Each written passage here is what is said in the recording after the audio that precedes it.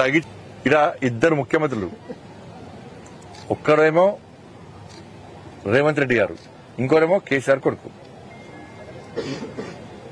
ఇక్కడ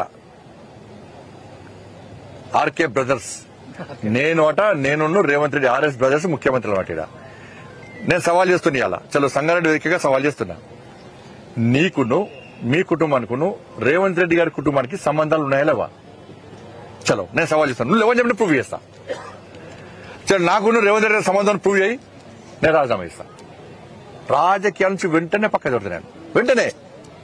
చలో నేను సవాల్ చేస్తున్నా, చలో నీకును నీ కుటుంబానికిను రేవంత్ రెడ్డి కుటుంబానికి సంబంధాలు ఉన్నాయి,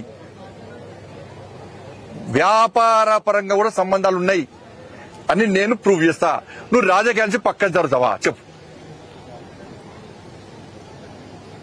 మీ కుటుంబము కేసీఆర్ కుటుంబానికి, అదే కేసీఆర్ కొడుకు కుటుంబానికి, వీళ్ళే దండుపాల మూటల కన్నా చిరిగి తెలంగాణ దొరికి రాబా.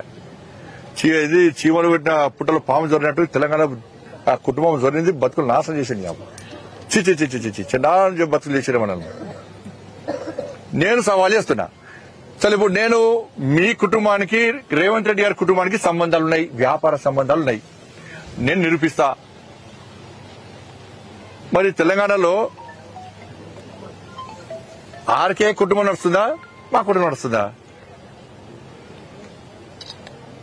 జాగ్రత్త కబ్జాలు చేయలే, పైరవులకు దూరం, కమిషన్లకు దూరం. కాబట్టి అంతా కూడా ప్లాన్ కొద్దీ ఏంటంటే ఇద్దరు కలిసి ఏంటంటే భారతీయ జనతా పార్టీని రానియకుండా చేయాలి.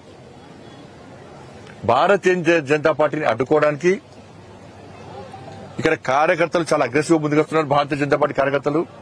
కాబట్టి వీళ్ళని అడ్డుకోవాలంటే మనం కొట్టాడుకుంటూ నువ్వు కొట్టినట్టు నేను ఏడ్చట్టు చేస్తా అన్నటువంటి పాలసీతోని ఇద్దరు కలిసి ఆడుతున్న డ్రామాలు. లేకుంటే గిన్ని విషయాలు చెప్పినా ఏ ఒక్క విషయం మీద విచారణ లేదు, ఏ ఒక్క విషయంలో అరెస్టులు లేవు, ఏ ఒక్క విషయంలో కనీసం నోటీసులు లేవు.